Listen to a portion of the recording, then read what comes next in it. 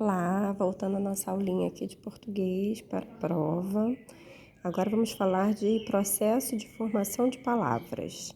Nós temos dois tipos de formação de palavras, né? De processos em que nós formamos palavras. Nós temos por derivação ou por composição.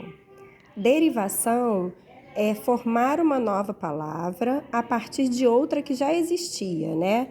Ele forma essa nova palavra a partir de uma outra. É aquilo que a gente já conhecia como palavra primitiva e palavra derivada, né?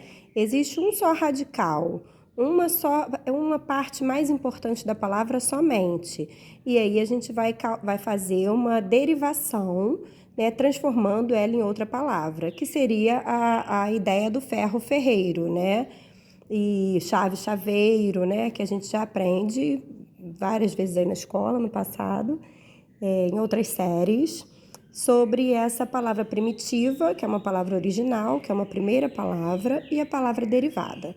Então, esse processo de formação de palavras se chama derivação, né? A gente forma uma nova palavra a partir de outra que já existia. Então, a gente vai ter somente um radical, tá? Agora, nós temos um outro processo de formação de palavras, que é a composição. A composição ela já é diferente, a gente vai compor uma palavra com a junção de duas palavras, né? De duas palavras que já existem. Então, nesse caso, a gente pode pensar que a gente vai ter dois radicais, duas partes mais importantes de palavras, tá? Então, é bem diferente da derivação. Aí, agora, a gente vai começar a ver os tipos de derivação que existem, né? Ó, a derivação, ela pode ser uma derivação prefixal, que a gente já falou na aula anterior, né? Que prefixo é aquele pedacinho que vem antes da palavra, né? Então, aqui nós temos 3 exemplos aqui. Quando a gente faz uma derivação prefixal, é só porque a gente colocou um prefixo nessa palavra, tá? O tipo de exercício que pode cair na prova é que ela pode dar várias palavras e perguntar qual foi o processo de derivação que ocorreu naquela palavra. E aí aqui a gente vai poder perceber que se ela tem um pedacinho na frente, ela tem um prefixo, então vai ser por derivação prefixal. Por exemplo, desamor, né? Amor. Esse des é um prefixo. Rever. O re, ele é um prefixo que ele diz para fazer novamente, né? Então, rever é ver novamente. Prever, né? De previsão, né? Então, ele é ver, quer dizer, pré, né?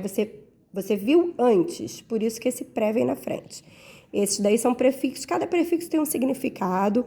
Nos livros pode encontrar vários prefixos com vários significados, mas eu acredito que para a prova talvez isso não seja cobrado, seja mais essa coisa da classificação de qual derivação foi utilizada, tá? Nós vamos ter também a derivação sufixal, que aí no caso a gente vai colocar um sufixo, que é um pedacinho que vem depois da palavra, né? Que é o ferro ferreiro, né? A gente tinha ferro e transformou em ferreiro, então a gente colocou um sufixo eiro, né? Leite, leiteiro, ferro, ferreiro, amorosamente. O mente, ele também é um pedacinho que vem depois da palavra. Então a gente classifica essa formação de palavras, né? Que foram formadas novas palavras através de uma derivação sufixal, tá? Agora nós temos a parasintética. Parasintética é quando coloca-se ao mesmo tempo um prefixo e um sufixo. Aqui é uma parte importante para perceber bem esse ao mesmo tempo. É simultaneamente, ao mesmo tempo. Porque vai ter diferença para uma próxima classificação, tá? Por exemplo, a palavra ajoelhar. A gente vai ter um prefixo a e um sufixo ar. Ajoelhar, tá? O joelho é o radical da palavra. Então, aqui a gente colocou ao mesmo tempo um prefixo e um sufixo e formamos uma nova palavra.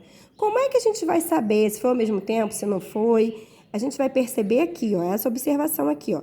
Elas só podem existir juntas. Por quê? Não existe a palavra ajoelhe, né, só com LH, e não existe a palavra joelhar.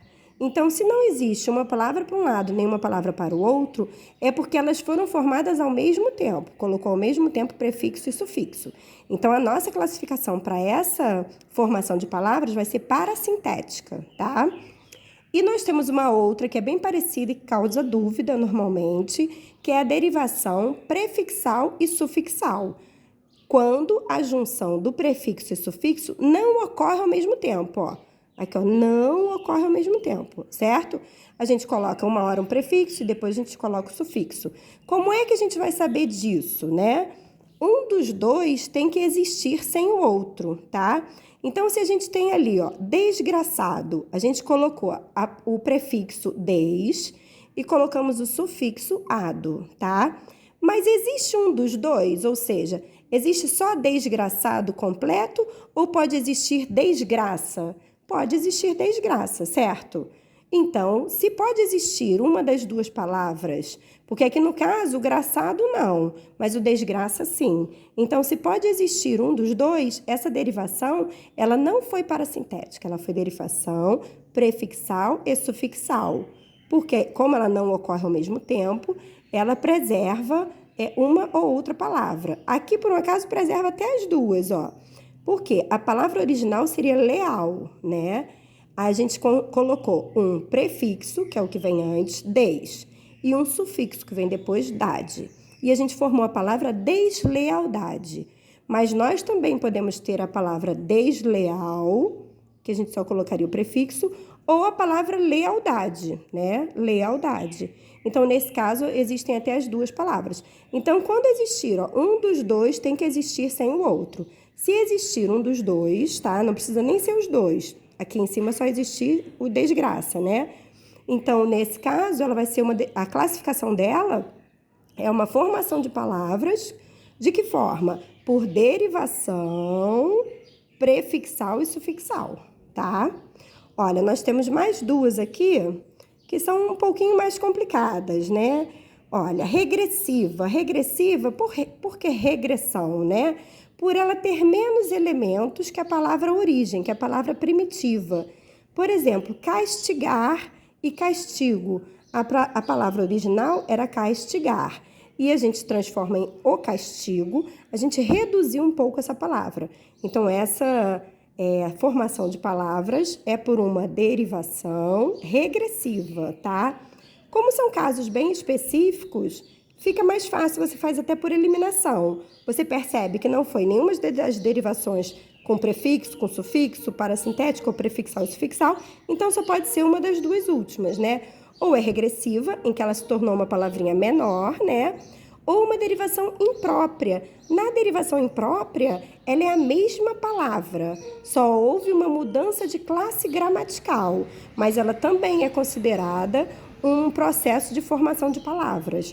Então, ela também entra na derivação, é a chamada derivação imprópria.